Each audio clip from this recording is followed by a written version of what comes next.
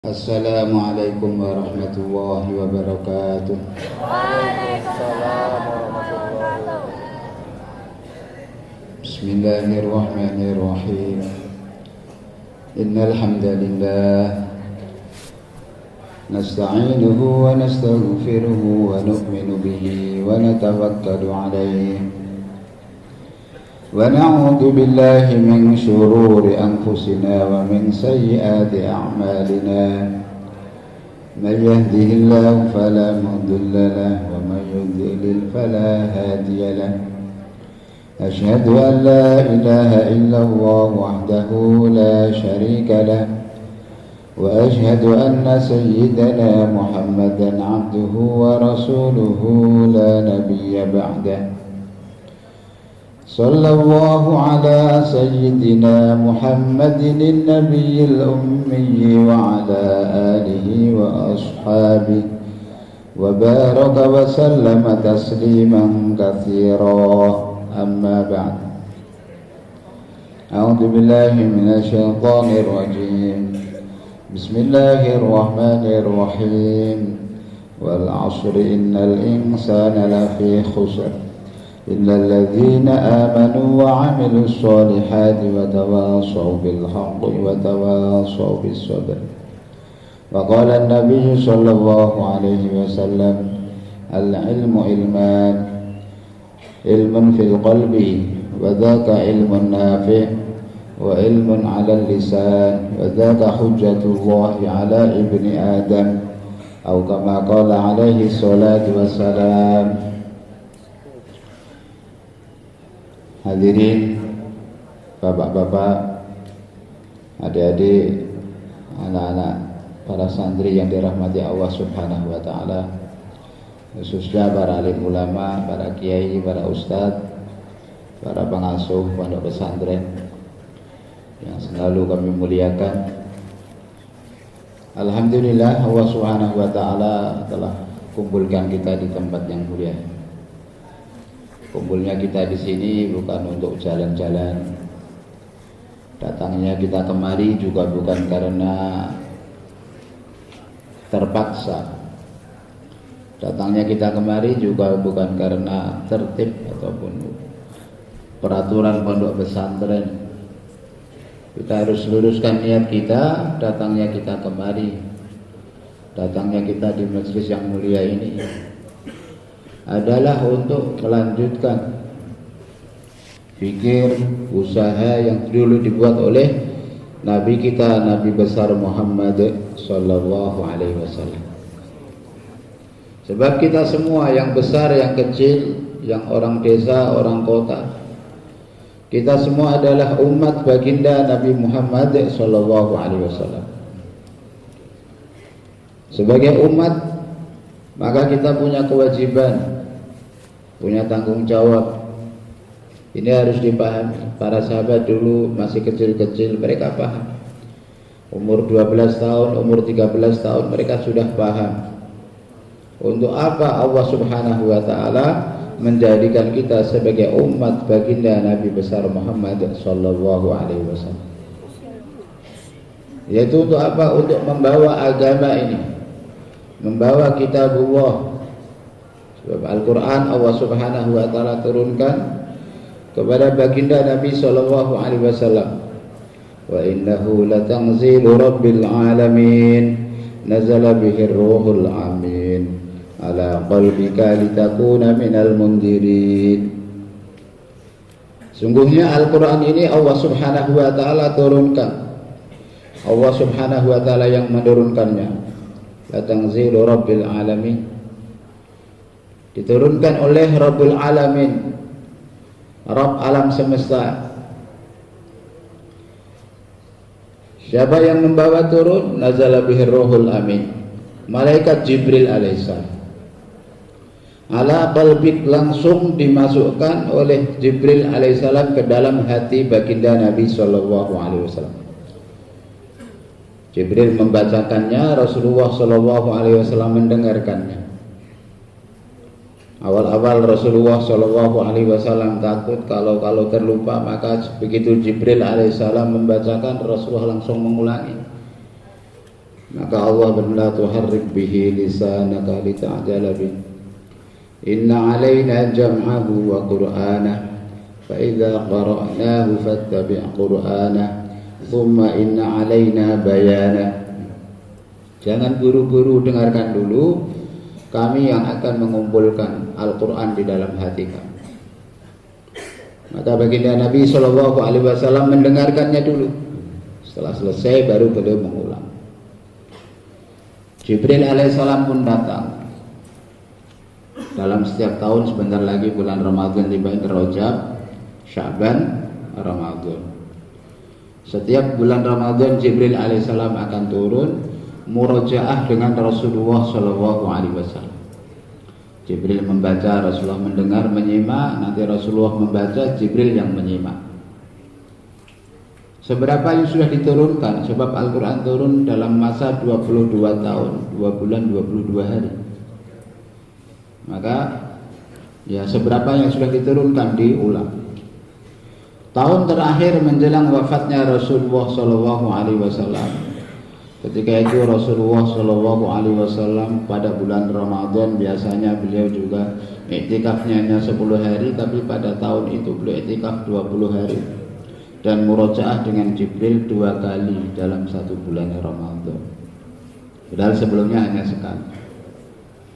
Hadirin dirahmati Allah Subhanahu wa taala, Jibril membawa Al-Quran dan memasukkannya kepada baginda Nabi SAW langsung ke dalam hati.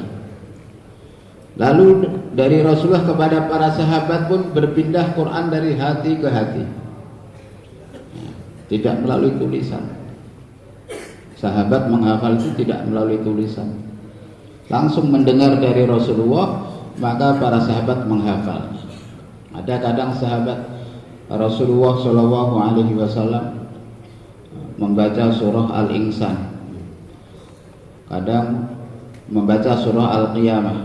Kebanyakan dalam salat subuh Rasulullah membaca surah Al-Qiyamah begitu seringnya sehingga sahabat yang di belakangnya pun hafal.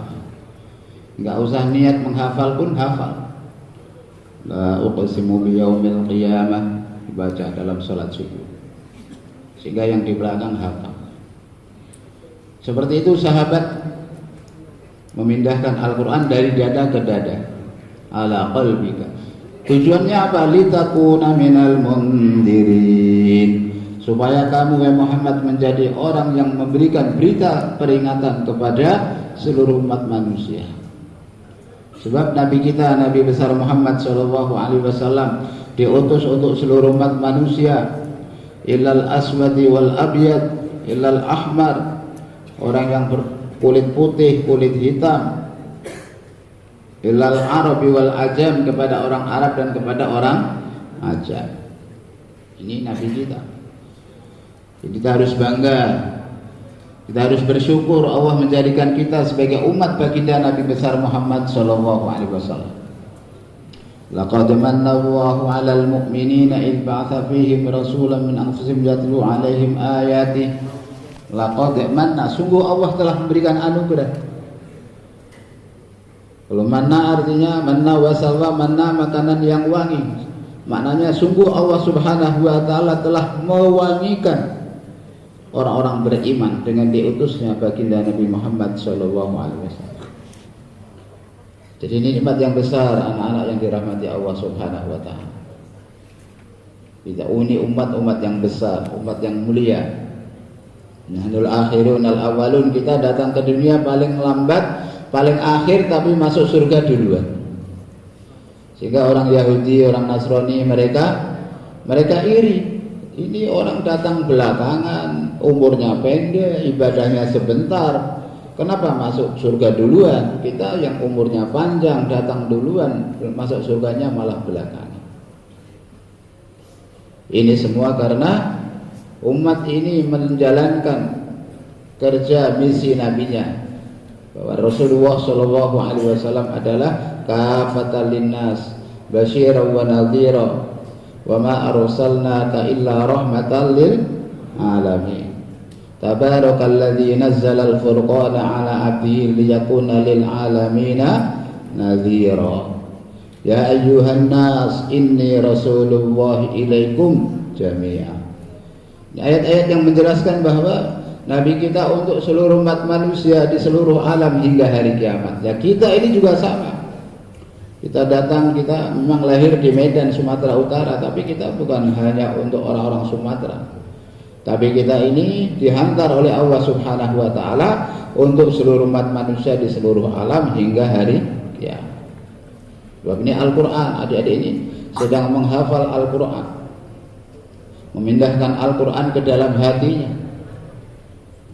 Karena itulah maka Al-Quran gak bisa dirubah, Al-Quran gak bisa dipalsukan. Taurat, Injil, Zabur bisa dipalsukan. Kenapa? Karena Taurat, Injil, Zabur Allah turunkan dalam bentuk tulisan. Nih Musa, Nabi Musa alaihissalam dapat Taurat tuh dalam alwah, sudah lempengan-lempengan tertulis di atas lempengan-lempengan, bukan ke atas hati, dan diberikan oleh Allah semuanya. Ini Taurat.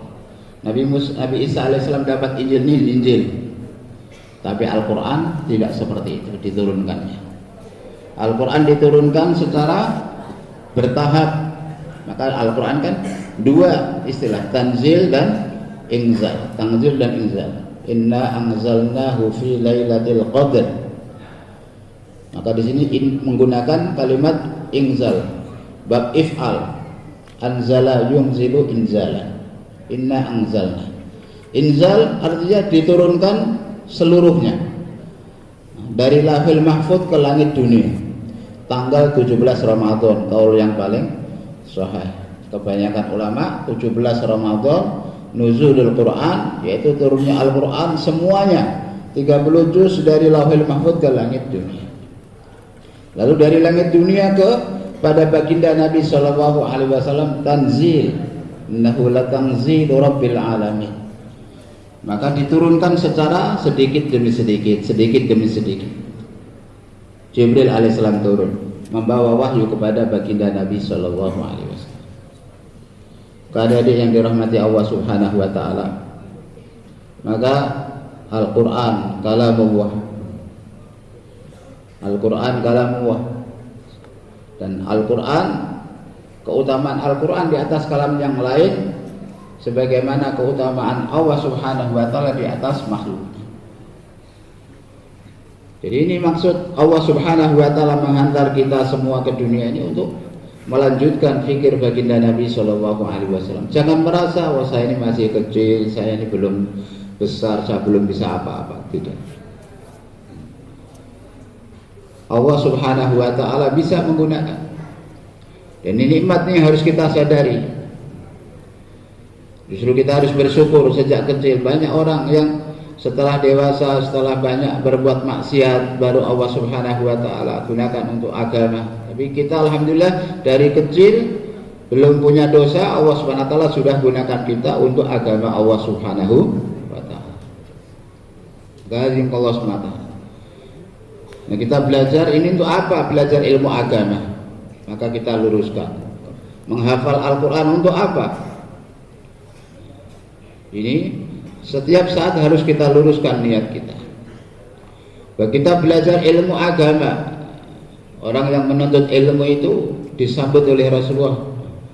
Suatu ketika seorang sahabat datang, ya Rasulullah, ji'tuka li'adlubal ilma. Ya Rasulullah, saya datang untuk menuntut ilmu. Maka Rasulullah menjawab, marhaban bi talibil ilmi. Selamat datang wahai para santri. Dan Rasulullah berwasiat kepada para sahabat, nanti akan datang kepada kalian orang-orang dari seluruh penjuru dunia untuk menuntut ilmu. Maka aku berwasiat kepada kalian agar menyambut mereka, memperlakukan mereka dengan baik. Dia setiap kali ada datang santri kepada sahabat, maka para sahabat menyambut marhaban biwasiyati Rasulillah sallallahu alaihi wasallam. Selamat datang wahai orang-orang yang Rasulullah berwasiat kepada kami agar kami berlaku baik kepada kalian. Menuntut ilmu. Maka Rasulullah menjelaskan kenapa inna talibal ilmi tahuffuhul malaikah bi ajnihatiha. Karena orang yang menuntut ilmu dikelilingi oleh para malaikat dengan sayapnya. Dengan sayap. Sumayar kabu ba'duhum ala ba'd. Kemudian mereka satu dengan yang lain saling terus hatta yablughu ila sama'id dunya, sehingga malaikat sampai ke langit dunia. An mahabbatihim bima yatlubu, karena para malaikat mencintai, menyukai apa yang dicari oleh para santri. Adik-adik yang dirahmati Allah Subhanahu wa taala, maka kita harus bersyukur. Allah Subhanahu wa taala memilih kita dari sekian banyak, sekian ribu anak-anak yang seusia dengan adik-adik ini. Allah pilih adik-adik untuk bisa menuntut ilmu, belajar ilmu agama, menghafal Al-Quran. Ini luar biasa. Maka kita luruskan niat kita untuk belajar agama ini untuk apa? Rasulullah menjelaskan, man ja'ahul mautu wa huwa yatlubul ilma liyuhya bil Islam wa bainahu wa bainan nabiyyin darajatun wahidah.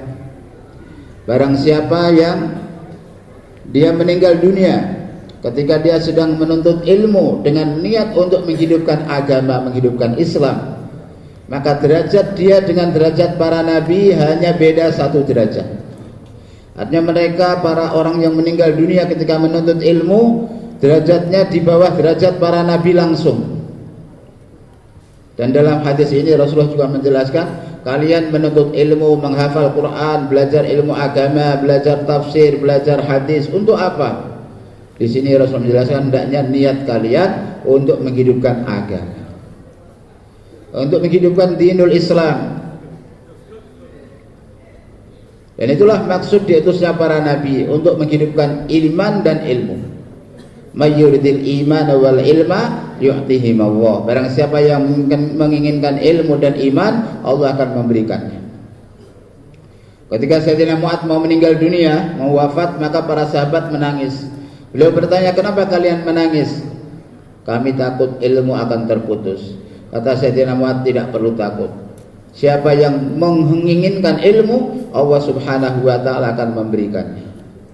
Sebagaimana Nabi Ibrahim alaihissalam, sebelum beliau datang tidak ada ilmu, tapi Allah Subhanahu wa taala memberikan ilmu dan iman kepada Nabi Ibrahim alaihissalam. Innamal ilmu bitta'allum.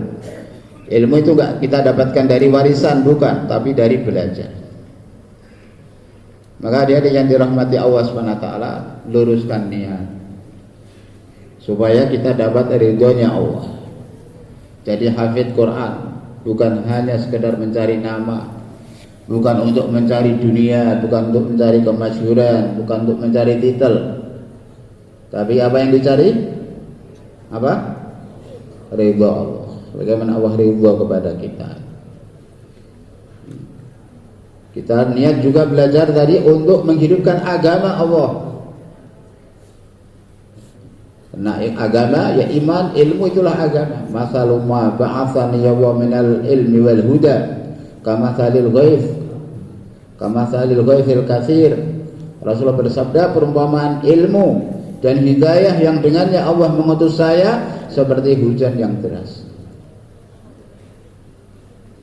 Maka sekarang kita belajar Al-Quran, belajar ilmu, belajar agama. Yang pertama kita luruskan niat kita.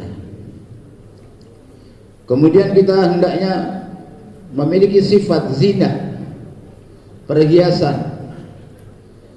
Perhiasannya ulama, perhiasannya seorang santri itu apa?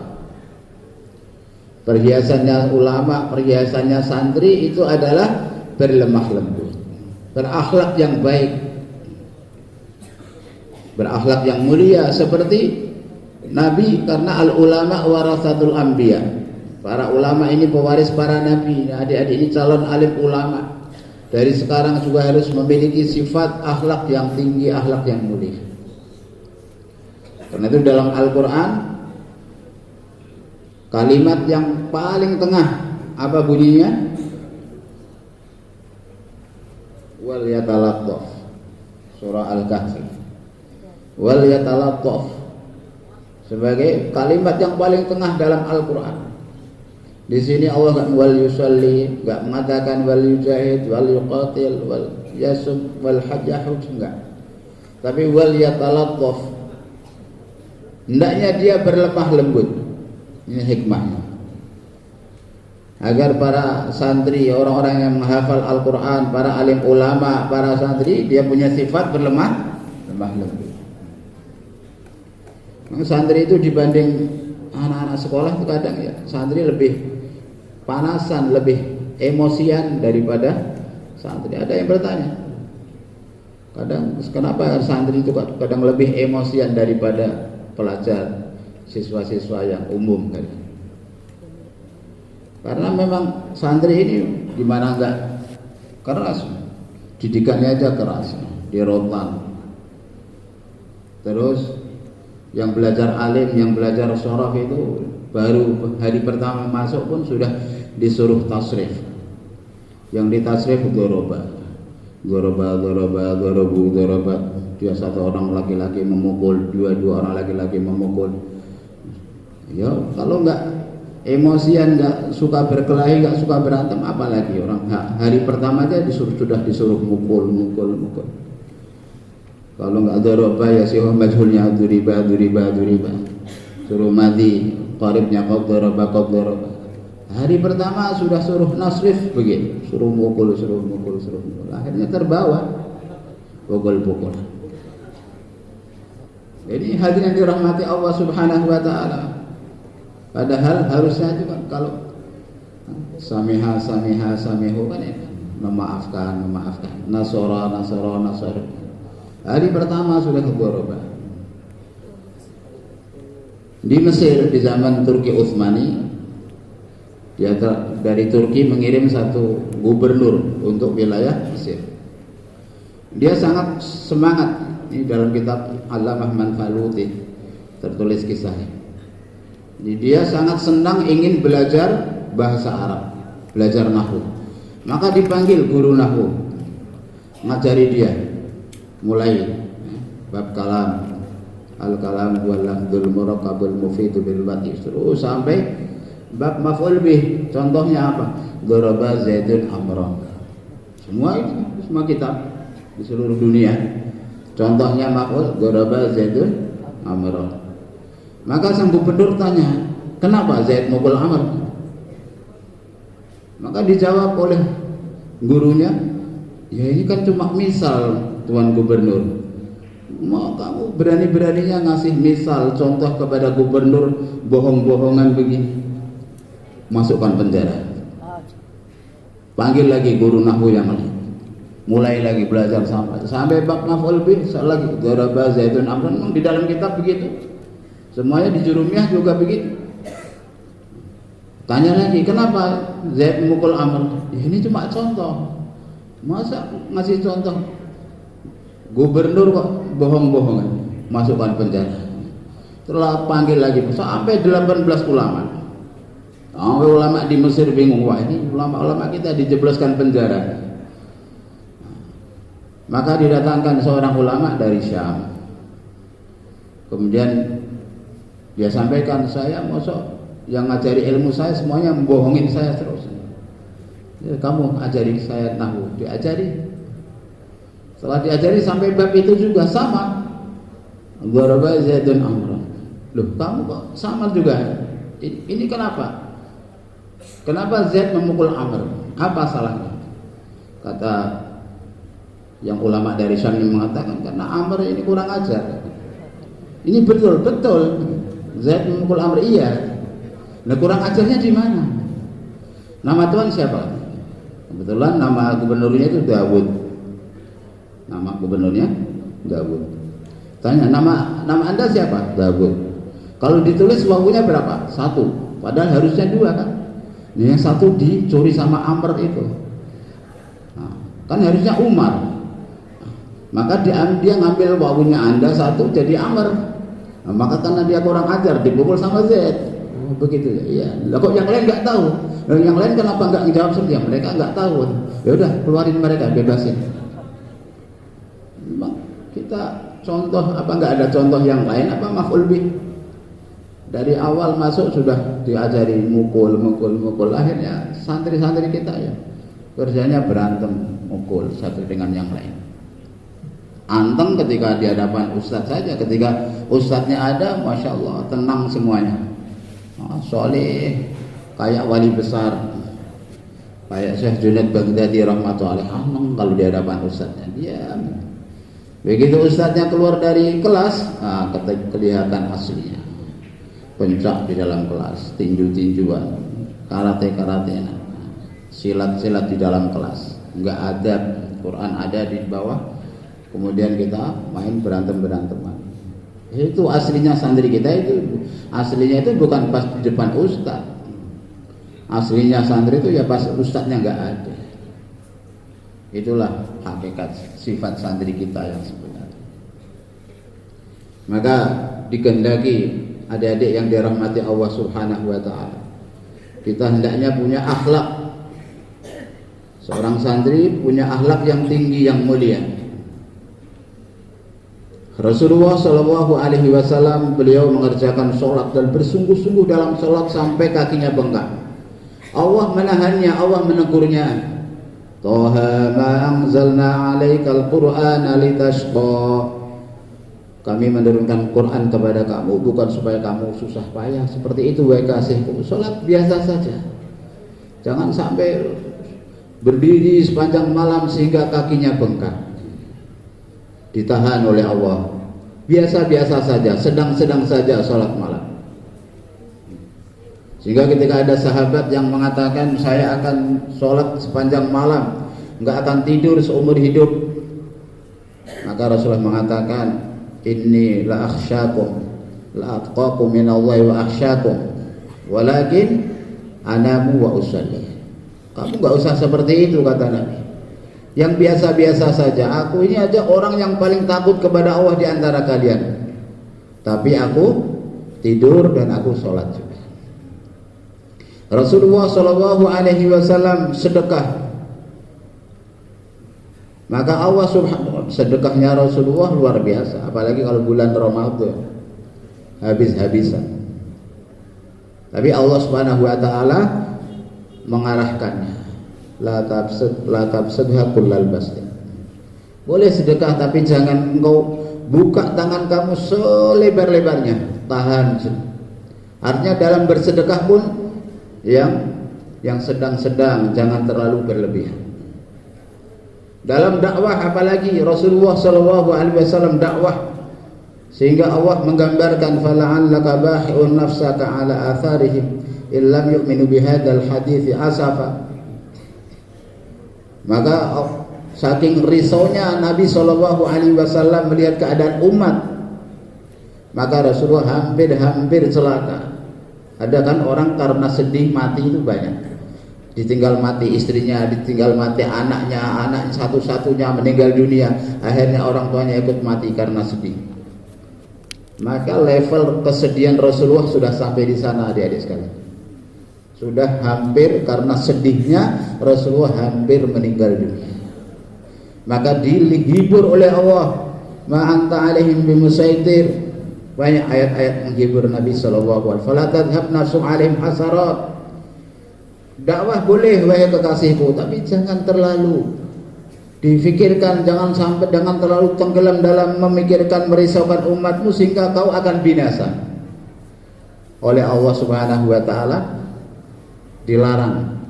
Artinya diarahkan yang sedang-sedang saja, risau ya risau, fikir ya fikir, tapi yang sedang. Jangan sampai karena risau memikirkan umat sehingga kamu sendiri juga akan binasa. Bisa dipahami adik-adik? Nah, ini dalam Al-Quran. Kita ini orang ajam, kadang menghafal yang menghafal saja, enggak tahu artinya. Bagus kalau sambil menghafal kita tahu arti, sehingga khatam 30 juz sudah menjadi walinya Allah. Ya, jangan sampai malah tambah hafalan malah tambah nakal. Awal-awalnya Masya Allah antang, begitu nambah lama-lama malah tambah nakal. Yang dikehendaki itu tambah hafalan, tambah takutnya kepada Allah. Innama yakhsyallaha min ibadihil ulama. Karena sesungguhnya yang takut kepada Allah hanyalah alim ulama. Maka usahakan belajar menghafal, pelajari artinya. Apa yang Allah kehendaki dari kita. Banyak Quran-Quran terjemah dari Depak yang muktamad, yang terjemahnya sudah pas. Kemudian Nabi Shallallahu Alaihi Wasallam giliran akhlak, maka tidak dibatasi oleh Allah. Sholat dibatasi oleh Allah, yakni direm oleh Allah, jangan terlalu ngejos sholatnya. Sedekah oleh Allah SWT direm, jangan terlalu lepas tangan. Dakwah, risau direm juga oleh Allah Subhanahu wa taala. Tapi giliran akhlak enggak direm. Allah berfirman, wa innaka la'ala khuluqin 'adzim. Wahai kasihku, sungguhnya engkau berada ala lil isti'la. Ala artinya isti'la, bahwa sungguhnya engkau di atas akhlak yang agung. Di atas, yakni marka. Jadi Nabi SAW menunggangi akhlak yang agung, akhlak yang mulia, itu merupakan tunggangan baginda Nabi SAW. Maka adik-adik yang dirahmati Allah Subhanahu wa taala, akhlak oleh Allah dilepas, syabas, artinya wa innaka la, inna dan la artinya ini qasam, sumpah Allah bersumpah sesungguhnya engkau berada di atas akhlak, artinya makna syabas, bagus ya. Lanjutkan, tambahkan, tingkatkan terus akhlak. Salat dibatasi, sedekah dibatasi, tabligh dakwah dibatasi, jangan ngejos. Tapi giliran akhlak naik terus, jangan dibatasi. Sebetulnya akhlak baginda Nabi SAW. Itu yang harus kita tiru, kita para santri belajar punya akhlak seperti akhlak Nabi. Itulah zinah kita, itulah perhiasan kita. Kalian yang dirahmati Allah Subhanahu wa taala, ini maksud kita belajar ilmu agama untuk menghidupkan din, menghidupkan agama ini dalam diri kita, keluarga kita, masyarakat kita, dalam diri seluruh umat manusia di seluruh alam hingga hari kiamat. Kemudian setelah kita belajar, apakah nanti nunggu kapan kita mengamalkan? Para sahabat radhiyallahu taala anhum ajmain, mereka begitu dapat hafal, tertibnya sahabat menghafal Al-Quran. Para sahabat mengambil Al-Quran 10 ayat 10 ayat. Sahabat menghafal Al-Quran, belajar Al-Quran 10 ayat 10 ayat. Mereka tidak akan nambah 10 lagi sebelum 10 yang sudah dihafal ini diamalkan. Ya, seperti itu tertibnya. Tertib belajarnya Al-Quran para sahabat seperti itu. Dan bagus belajar Al-Quran itu di masjid. Tempat belajar yang paling bagus menghafal Quran di masjid, di rumah Allah Subhanahu wa taala. Kalau ada tempat di masjid buat belajar mengajar ilmu agama itu di masjid. Di zaman Nabi SAW semua aktivitas di masjid. Nah, karena di masjid sudah agak muat, maka dibangun gedung-gedung untuk istirahat para santri. Maka belajar Al-Quran, sahabat belajar Al-Quran 10 ayat dihafal.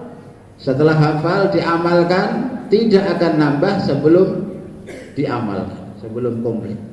Nanti nambah lagi 10 ayat dihafal, diamalkan, nambah lagi 10 ayat dihafalkan, diamalkan. Sehingga begitu mereka selesai setoran 30 juz, maka para sahabat sudah menjadi Al-Quran yang berjalan. Sehingga kalau ditanya mana Al-Quran, oh kalian mau tahu Al-Quran tuh yang sedang berjalan itu, Abdullah bin Abbas tuh, Abdullah bin Mas'ud, Zaid bin Sabit, Ubay bin Ka'ab, itu Quran berjalan. Setiap sahabat mereka menjadi Al-Quran yang berjalan. Sebagaimana baginda Nabi SAW ketika ditanya apa bagaimana akhlak Nabi, karena khuluquhul Quran, akhlaknya Rasulullah ya Al-Quran. Apa yang ada dalam Al-Quran itulah yang diamalkan Nabi dan sahabat, sehingga mereka menjadi, para sahabat menjadi Quran yang berjalan. Dan imtihannya aneh, sahabat itu nggak ada ini sudah hafal ini sudah setoran 30 juz, sekarang simaan kubro. Sahabat nggak ada simaan kubro, simaan sughro, itu nggak ada. Sebab sahabat mereka menghafal 10 ayat, dihafalkan 10 ayat, kemudian mereka amalkan. Setelah mereka amalkan, apa yang telah mereka hafal dijadikan wazifah oleh mereka, dibaca dalam sholat tahajud. Nah, maksud daripada kita mempelajari Al-Quran untuk kita telah di malam hari, dibaca di malam hari, diamalkan di siang hari. Sahabat nggak ada istilahnya ini simaan 5 juz. Murojaah, apa yang sudah dihafal diulang-ulang sendiri.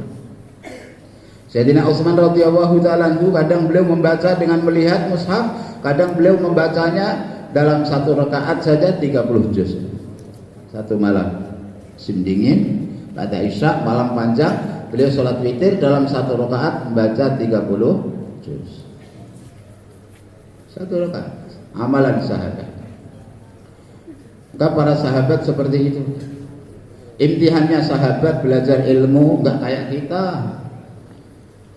Imtihannya itu Masya Allah. Kalau kita kan diuji ketajaman, diuji kecerdasan. Oh, siapa yang paling cerdas? Kalau yang hafid Quran itu siapa yang 7 bulan sudah 8 bulan, 7 bulan, wah ini top ini, cerdas ini anaknya. Kalau yang belajar alim yang nilainya 10 semua, yang ranking 1. Kalau sahabat imtihannya enggak seperti itu. Nabi SAW cara mengimtihan sahabat enggak seperti itu. Satu, kalau kita imtihan di madrasah tentang pelajaran tauhid, maka ditanya mal iman. Sebagaimana Sayyidina Hasan Al-Basri rahmatullah pernah ditanya oleh seorang, "Wahai Imam, engkau ini orang beriman atau bukan?" Maka beliau menjawab, iman itu ada 2 macam. Kalau iman yang dimaksud adalah amantu billahi wa malaikatihi wa kutubihi wa rusulihi wal yaumil akhir wa bil qadri khairi wa syarri min Allah taala, maka saya beriman. Tapi kalau yang dimaksud iman itu adalah innamal mu'minuna alladzina idza tuliyat alaihim ayatu zadathum imana wa 'ala rabbihim yatawakkalun. Yaitu ketika yakni tanda-tanda orang beriman, idza dzukirallahu wajilat qulubuhum wa idza tuliyat alaihim ayatu zadathum imana wa 'ala rabbihim yatawakkalun. Kalau iman yang dimaksud ayat ini, saya enggak tahu saya ini beriman apa enggak. Nanti di hari kiamat baru akan ketahuan saya ini beriman atau tidak.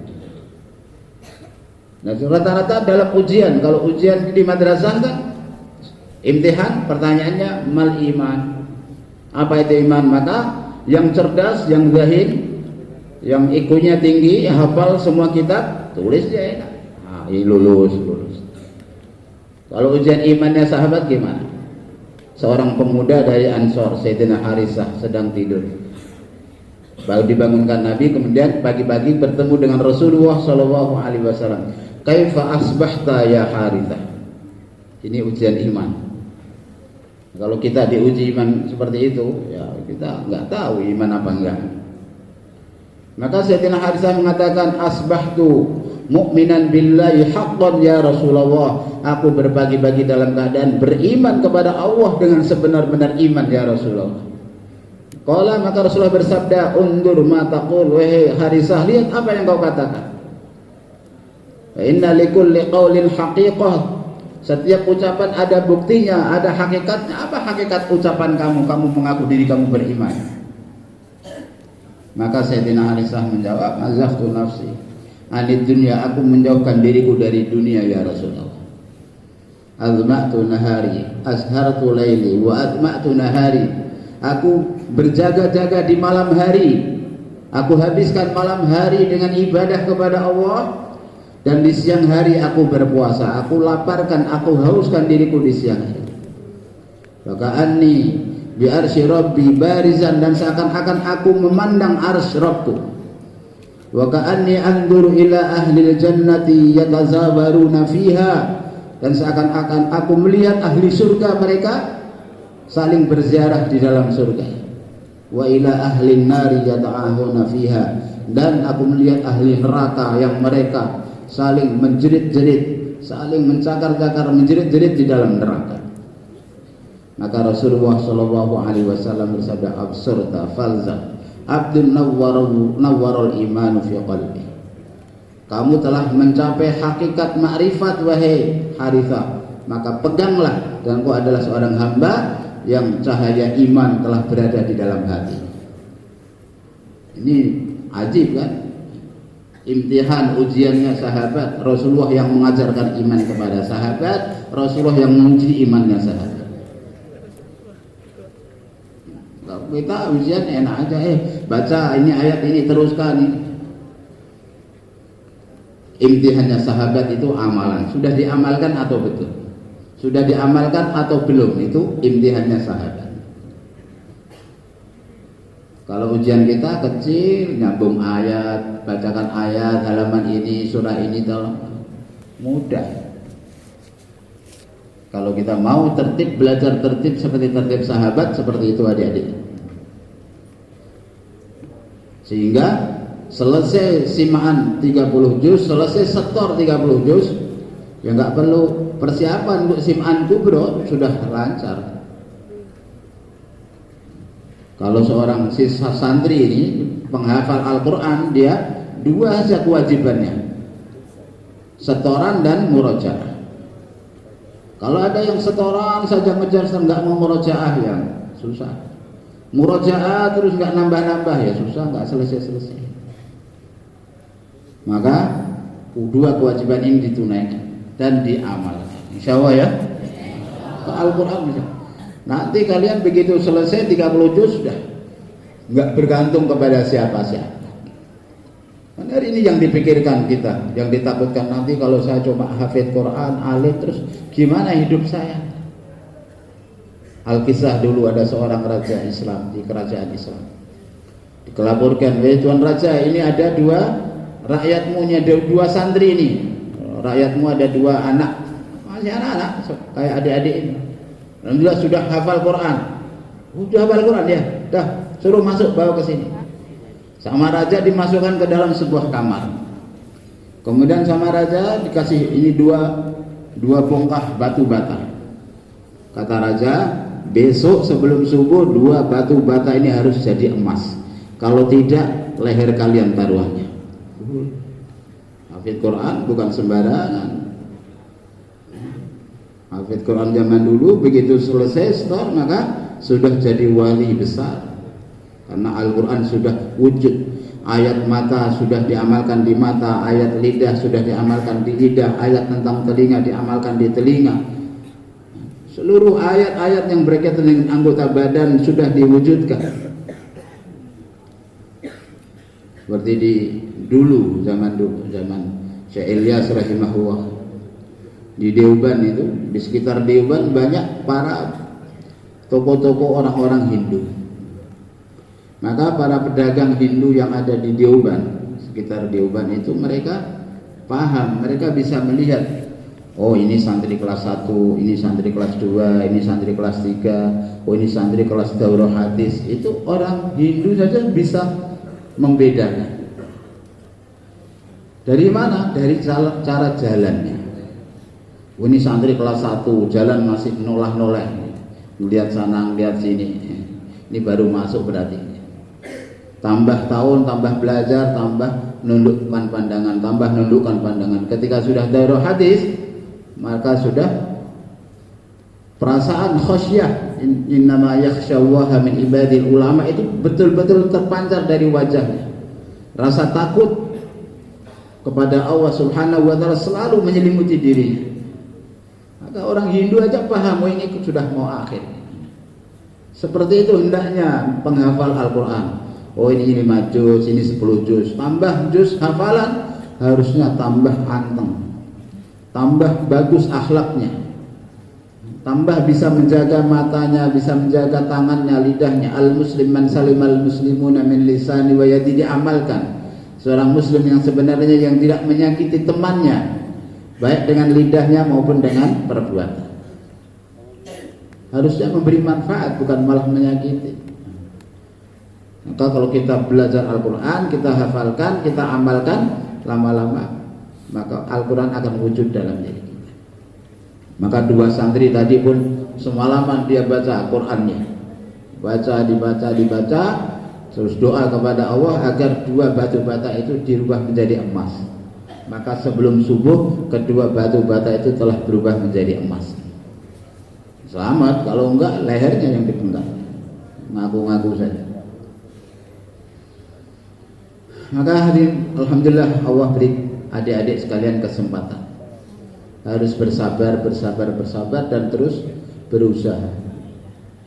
Dulu ketika setiap rumah adalah penghafal Al-Quran, ketika usaha agama, usaha dakwah hidup, maka di setiap rumah ada hafid-hafid Al-Quran.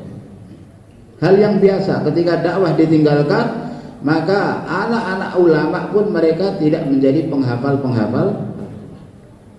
Ketika dakwah ditinggalkan, banyak ulama-ulama yang menyesal menjadi ulama. Nah buktinya apa? Anaknya nggak ada yang dipondokin, semuanya disekolahkan, kuliahkan semuanya. Itu kan secara tidak langsung dia menyesal jadi ulama. Kenapa saya jadi ulama? Maka udah kalau begitu anak saya jangan ada yang jadi ulama, anak saya jadi dokter, insinyur aja. Jadi dokter, jadi insinyur. Tapi alhamdulillah dengan asbab usaha dakwah ini, orang-orang ahli dunia malah mereka punya cita-cita bagaimana anak-anaknya menjadi alim, menjadi hafid Al-Quran. Pernah seorang raja dari Bani Abbasiyah, dia ingin mencari menantu untuk anaknya. Maka dia iklankan, siapa-siapa yang di dalam rumahnya ada wanita, ada gadis yang hafal Al-Quran, supaya menyalakan lampu di luar rumah. Maka 100% semua rumah yang ada di kota itu menyalakan lampu semua. Maknanya setiap rumah ada hafid-hafidhah, ada alim-alim. Bingung semua. Akhirnya diiklankan malam kedua, siapa-siapa yang di dalam rumahnya ada anak gadis yang hafal Quran, kan sudah semua, yang hafal kitab Muwatta, yang hafal kitab hadis Imam Malik rahmatullahi kitab Muwatta. Maka pada malam berikutnya itu separuh dari kota itu semua nyala semua. Maknanya separuh daripada penduduk kota itu di dalam rumahnya ada anak-anak perempuan yang hafal kitab Muwatta. Sudah hafal Quran, kitab hafal hampir seluruhnya. Itu zaman keemasan kejayaan Islam itu seperti itu. Hari ini kita mau cari seperti itu di kampung kita, siapa yang di rumahnya ada hafid Quran, satu yang nyala paling, satu dua. Maka alhamdulillah adik-adik dipilih oleh Allah Subhanahu wa taala, digunakan untuk belajar ilmu agama, harus bersyukur. Harus bersyukur kepada Allah supaya Allah Subhanahu wa taala tambah nikmatnya sehingga kita bisa lanjut dan kita niat. Dan tadi kita belajar seperti para sahabat. Para sahabat tidak menunggu hafal 30 juz baru berdakwah. Bahkan para sahabat radhiyallahu taala anhum ajmain, mereka begitu masuk Islam, belajar Al-Qur'an, mereka langsung dakwah. Dilihat dari dakwahnya para sahabat selalu membacakan Al-Qur'an. Sayyidina Ja'far bin Abi Thalib dikirim Nabi SAW ke Habasyah. Di sana beliau berdakwah kepada Raja Habasyah, membacakan ayat-ayat Al-Quran. Dan dalam dakwahnya Rasulullah SAW beliau selalu membacakan ayat Al-Quran. Dakwah dengan ayat Al-Quran itu mu'athir. Dakwah dengan ayat Al-Quran itu memberikan kesan. Di dalam ayat Al-Quran ada hidayah. Al-Quran ini sumber hidayah, dan Al-Quran ini muballigh, hada balaghul linnas. Maka kita jangan menunggu asa nanti akan mengamalkan Al-Quran, saya akan mentabligkan Al-Quran nanti kalau saya sudah selesai, sudah hafid, sudah alim, selesai mondok, baru nanti saya akan mengamalkan Al-Quran. Tidak. Hari itu juga kita belajar 10 ayat, hari itu juga hendaknya kita amalkan. Nah, nggak tahu apa maksudnya, makanya tanya kepada ustadz bahwa kitab Al-Quran yang ada terjemahannya, baca itu terjemahannya, apa yang Allah inginkan dari kita, terus belajar kita amalkan, insya Allah ya. Nah, setelah kita amalkan jangan nunggu juga, wah nanti kalau sudah selesai saya baru akan mentabligkan. Harusnya kita sebagai umat Nabi SAW, kita dakwah ini keluar di jalan Allah Subhanahu wa taala itu ya 4 bulan minimalnya. Tapi karena adik-adik ini ada majburi, ada keterpaksaan, harus fokus menghafal Al-Quran, itu harus dengan fokus. Maka para masyayikh memberikan keringanan. Untuk santri cukup 40 hari dalam 1 tahun. Untuk santri keluarnya 40 hari, jangan 4 bulan. Coba ada pondok pesantren yang jos, santrinya dikeluarkan 4 bulan. 8 bulan belajar, 4 bulan keluar dakwah. Ada juga. Tapi arahan secara umum dari masyayikh, santri yang sudah umur 15 tahun ke atas, santri yang sudah umur 15 tahun ke atas supaya keluar 40 hari. Ada juga keringanan kalau untuk anak tahfidz pun 20 hari. Kalau bisa 40 hari lebih bagus. Dan keluarnya kita ini bukan konunan, ingat. Santri yang keluar di jalan Allah Subhanahu wa taala karena konunan, itu nanti setelah lulus dia nggak akan istiqomah dakwah. Sudah keluar setahun, sudah keluar 4 bulan, setelah pulang nggak aktif lagi dakwahnya. Kenapa? Karena dia keluar setahun, keluar 4 bulan, keluar 40 hari, karena dia menganggap itu sebagai konun, sebagai undang-undang, sebagai tata tertib pondok. Oh, kamu mau kemana 40 hari? Kenapa? Oh, tata tertib di pondok saya, santri keluar 40 hari. Kalau kita keluar karena konunan, nanti setelah lulus nggak akan istiqomah. Kenapa? Oh, saya bukan santri sana lagi, saya sudah alumni, jadi saya nggak wajib keluar lagi. Maka luruskan niat. Kita keluar 40 hari jangan karena konun, jangan karena itu adalah undang-undang tata tertib madrasah. Kalau nggak keluar nanti ditakzir, didenda. Enggak. Keluarnya kita itu karena imanan wa ihtisaban. Man shoma ramadhana imanan wa ihtisaban ghufira lahu ma taqaddama min dzambi. Barang siapa yang berpuasa pada bulan Ramadan dengan iman dan ihtisab, maka seluruh dosa-dosanya yang lalu diampuni. Iman dan ihtisab ini adalah syarat. Semua sudah insyaallah. Jadi santri mau keluar 1 hari, 2 kali dalam sebulan, 40 hari dalam setahun waktu liburan, itu karena iman dan ihtisab. Karena perasaan ini adalah tanggung jawab saya. Saya keluar untuk takmilul iman, untuk menyempurnakan iman, dan untuk mengamalkan Al-Quran, dan untuk menyampaikan, mentabligkan Al-Quran. Semua sudah insyaallah. Jadi jangan karena terpaksa, jangan karena ini undang-undang madrasah, takut kepada ustaz, tidak. Takut kepada Allah, karena Allah kita keluar. Maka untuk itu ini sebentar lagi ada liburan, bulan Rajab, sebentar lagi masuk bulan Sya'ban, biasanya liburan. Maka itu waktu para santri di seluruh dunia, santri-santri di seluruh dunia, mereka keluar umumnya bulan Sya'ban. Sebentar lagi Ramadan, dan bulan Ramadan bulan untuk turunnya Al-Quran, dan baginda Nabi dan sahabat mereka banyak keluar di bulan Ramadan juga. Maka kesempatan kita melihat keadaan umat, jadi kita keluar di jalan Allah untuk santri ini juga dalam rangka untuk merosehkan ilmu, agar ilmu kita itu semakin menghunjam dalam hati. Warrasikhuna fil ilm, orang-orang yang dalam ilmunya, orang-orang yang menghunjam ilmunya. Maka keluar ini sebagian mufassirin mentafsir ayat wa makan yang beli yang firukafah ini, dan hendaknya orang-orang beriman tidak keluar semuanya. Falaula nafara min kulli firqatin minhum ta'ifatun liyatafaqahu fid din. Jadi Allah menginginkan supaya jangan keluar semuanya, tapi hendaknya bergantian. Semuanya harus keluar, tapi jangan bareng-bareng, bergantian keluarnya. Untuk apa? Untuk tafaqquh fid din, untuk mendalamkan ilmu, supaya kita diberi kepahaman oleh Allah Subhanahu wa taala dalam agama. Dan juga tadi bacakan hadis may yuridillahu bi khairan yufaqihu fid din. Barang siapa yang dikehendaki kebaikan oleh Allah, Allah memberikan hamba itu kepahaman dalam agama. Fiqhuddin ada 2 macam. Satu fiqhul ibadah, yang kedua fiqhud dakwah. Di dalam Al-Quran yang ditafsir, Al-Quran kan kitabun uhkimat ayatuhu thumma fussilat.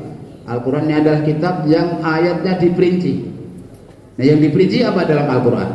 Nih, hafid-hafid Quran semua. Dalam Al-Quran sholat nggak diperinci, puasa nggak diperinci, zakat nggak diperinci, haji nggak diperinci, ibadah tidak diperinci. Di dalam Al-Quran yang diperinci adalah fikih dakwah. Dari Nabi Nuh alaihissalam sampai baginda Nabi SAW. Bagaimanakah cara bicaranya seorang dai, jalannya seorang dai? Wa ja'a min aqsal madinati rajulun yas'a. Wa ja'a min aqsal madinati yas'a. Kemudian gaya bicaranya, dakwahnya, materi dakwah yang disampaikan para nabi, yang disampaikan Nabi Ibrahim, Nabi Musa alaihissalam kepada kaumnya, itu diabadikan dalam Al-Quran terperinci sekali. Surah Yusuf, surah-surah Makkiyah semuanya, surah Yusuf, surah Yunus, surah Nuh, surah Hud, surah Asy-Syu'ara. Separuh lebih daripada Al-Quran adalah surah Makkiyah. Semua isinya adalah detail tafsir tentang dakwah, bukan tentang ibadah. Kita baca Quran 1000 kali khatam pun, kalau kita nggak melihat hadis, kita nggak akan tahu cara sholat. Tafsir ibadah Allah serahkan kepada baginda Nabi SAW untuk menjelaskannya. Sallu kama ra'aitumuni usolli khudhu anni manasikakum. Nah, yang diperincikan Allah berfirman, kita berhikmat ayat summa fusilat. Yang diperinci apanya? Yang diperinci adalah fikih dakwah. Bagaimanakah akhlaknya seorang dai? Terperinci itu di dalam. Bagaimanakah muasyarahnya seorang dai? Bagaimanakah muamalahnya seorang dai? Muamalah, hutang piutang, amanah, muasyarah, pernikahan dan lain sebagainya diperinci di dalam Al-Quran. Tapi untuk sholat, puasa tidak. Cukup hanya perintah aqimus sholat wa atuz zakah walinnasi ala wa hujjah. Maka semua amalan-amalan ibadah tidak diperinci. Yang diperinci apa? Dakwah. Dakwahnya Nabi Nuh alaihissalam satu surah sempurna. Inna arsalna Nuhan ila qaumihi an anzir qaumaka min qabli an ya'tiyahum adzabun alim. Satu surah menjelaskan dakwahnya Nabi Nuh, menjelaskan dakwahnya Nabi Yusuf alaihissalam. Naqussu 'alaika ahsanal qasas. Allah ceritakan kisah yang terbaik, kisahnya Nabi Yusuf alaihissalam. Maka adik-adik yang dirahmati Allah Subhanahu wa taala, maknanya apa? Karena Allah ingin supaya umat ini menjadi umat dakwah, meneruskan perjuangan Nabi SAW mendakwahkan agama ke seluruh alam. Nah, untuk mendakwahkan agama tidak nunggu lulus, tidak nunggu selesai belajar. Seperti para sahabat, mereka belum ada perintah sholat saja sudah dakwah. Mereka belum diperintah untuk puasa sudah dakwah. Perintah pertama justru dakwah. Maka untuk itu tadi sudah sampaikan harusnya 4 bulan, tapi karena adik-adik ini ada kesibukan dengan ilmu yang mana ini juga satu perkara yang mulia, maka waktu liburan 40 hari saja. Nanti kalau sudah selesai baru kita berangkat keluar 1 tahun. Semua sudah insya Allah. Maka sekarang kita ingin semua yang datang ini adik-adik semua yang sudah cukup umur, kalau yang di bawah umur boleh keluar tapi harus didampingi orang tuanya. Yang umur 12 tahun, 13 tahun yang penting sudah mumayyiz. Sudah mumayyiz itu kalau di masjid nggak lari-lari, itu mumayyiz namanya. Jadi sudah besar umur 15 tahun tapi di masjid lari-lari berarti belum mumayyiz itu. Sudah mau balik tapi masih kekanak-kanakan. Meskipun kecil tapi anteng, tumaknina, bisa keluar didampingi orang tuanya umur 13 tahun, 14 tahun. Yang 15 tahun ke atas bisa dibentuk jamaah keluar bersama orang-orang umum. Harus ada yang mendampingi, jangan santri semua. Santri dengan ustadz atau santri dengan ada orang mahalah halaqah yang mendampingi. Sekarang silahkan taskil dengan tertib, jangan berisik.